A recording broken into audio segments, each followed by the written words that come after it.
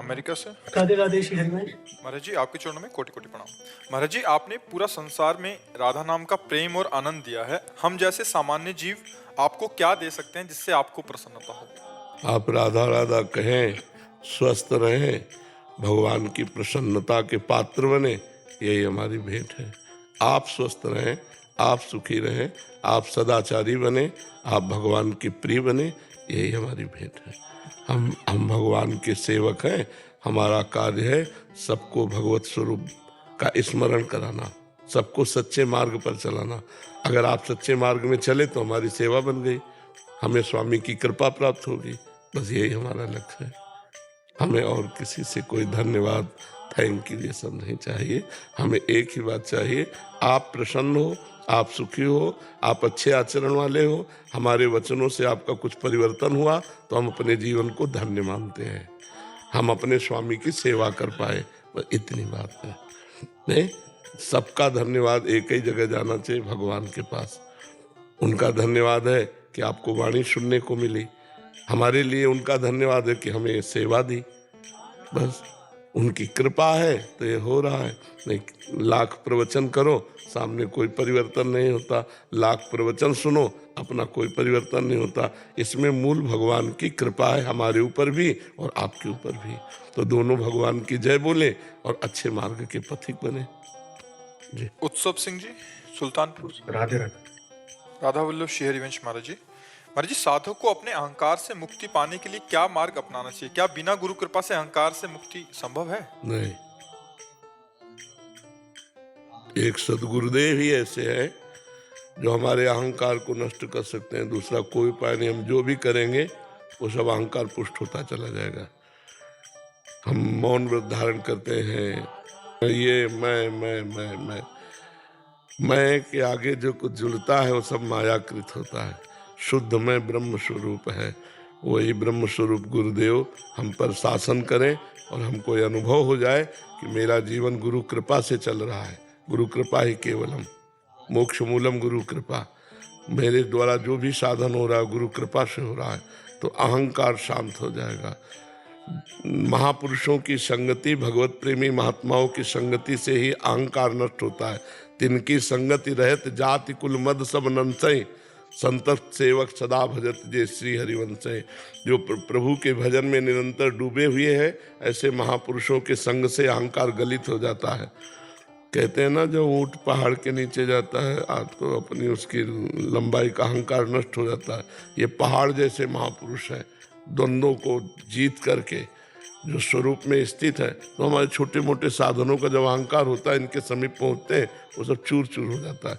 तो भगवत प्रेमी महात्मा सदगुरु का आश्रय ही अहंकार को नष्ट करता है। नहीं तो हर साधन अहंकार पुष्ट हो जाता है, हर साधन में अहंकार पुष्ट हो जाता है। सबसे बड़ी बात तो ये है ना, अहंकार बहुत सूक्ष्म वस्तु है और बड़ी ऊंचाई से है। संस्कृति मूल सूल प्रदनाना, सकल शोकदायक अभिमाना। ब्रह्म मूल प्रकृति, त्रिगुणात्मिका प्रकृति, महातत्व अहंकार, फिर पूरा सृजल है इसी से। तो बहुत नजदीक है ब्रह्म के ये अहंकार, और यही अहंकार नष्ट हो गया तो काम बन गया।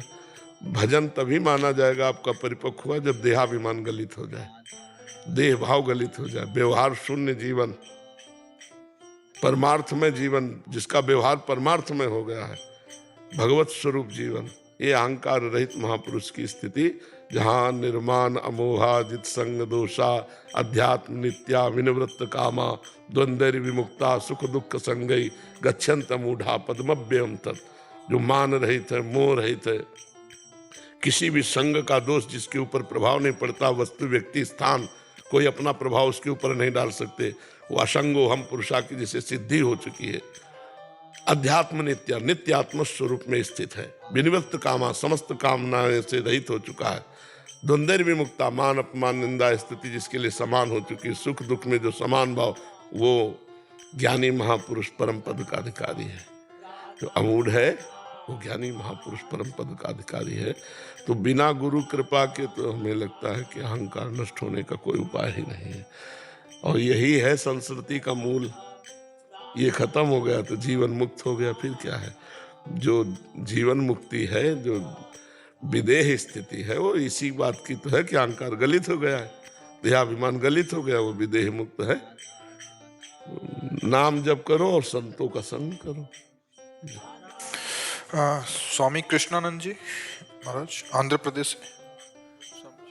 आप स्वामी जी कृष्ण महाराज जी, वेदांत शास्त्र पाठक जी और आचार्य श्री रामकृष्ण परमहंस जी का परंपरा का आदर्श और उड़िया बाबा श्री रमन महर्षि जैन गोविंदका जी राधा बाबा के विचारों से प्रेरित हैं।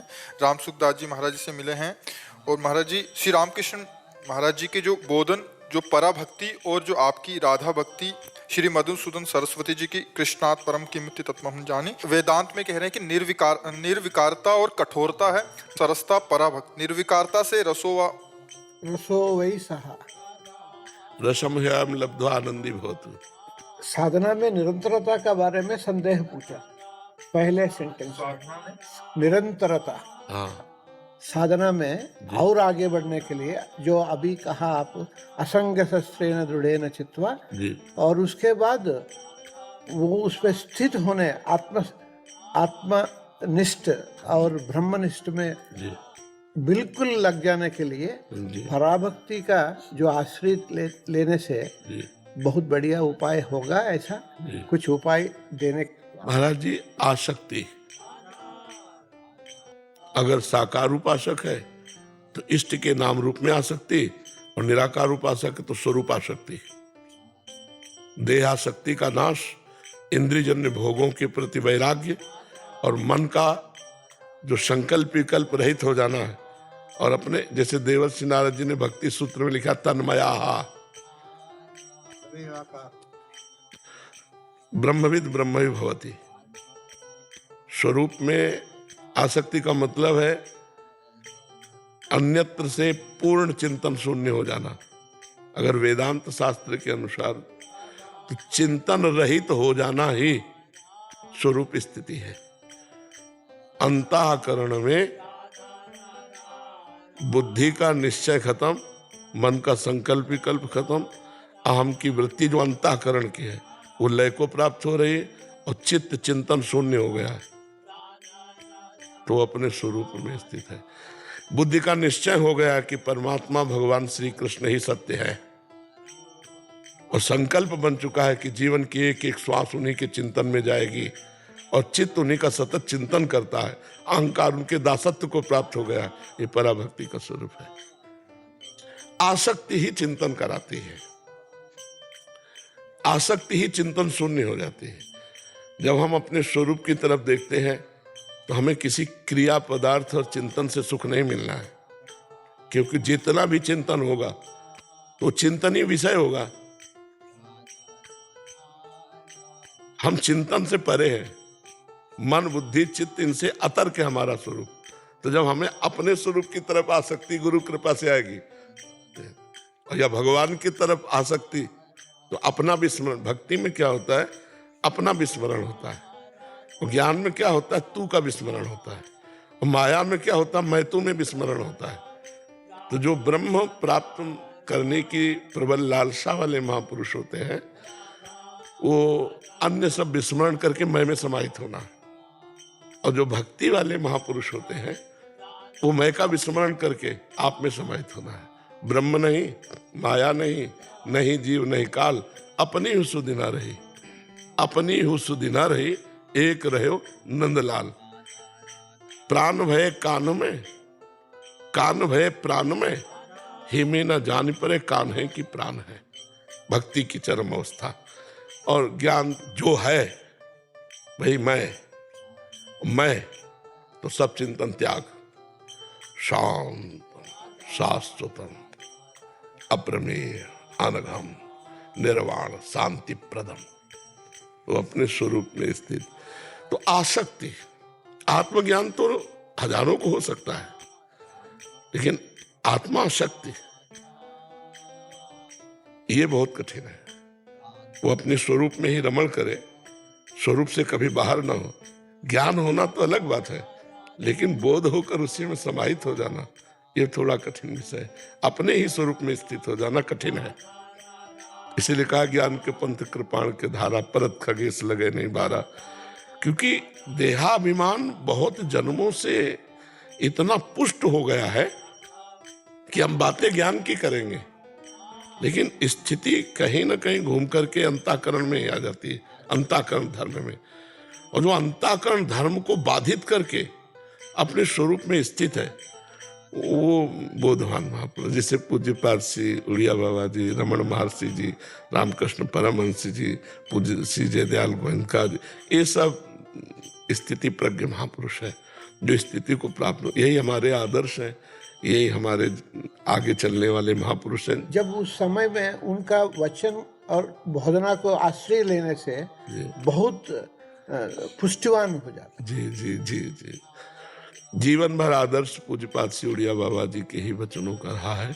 और आज भी सत्संग में चाहे 10 मिनट उनके वचन पर उनके, क्योंकि आज तक एक शब्द भी ऐसा नहीं हुआ जिसमें हमें संशय हुआ। पूज्य भाई जी, पूज्य जयदयाल गोविंदका जी, पूज्य श्री स्वामी राम सुखदास जी महाराज, ये सब बिल्कुल उज्जवल महापुरुष है, निर्मल, हाँ हाँ, निर्मल महापुरुष हमारी आत्मा ही है। आपको हर दिन सुनता हूँ, ऐसा लगता है वही इसी के रूप में हमको ब्लेसिंग करने के लिए आया है। जी जी वो सब महात्माओं का कृपा ही है। जी। कृपा ही केवलम, कृपा ही केवलम।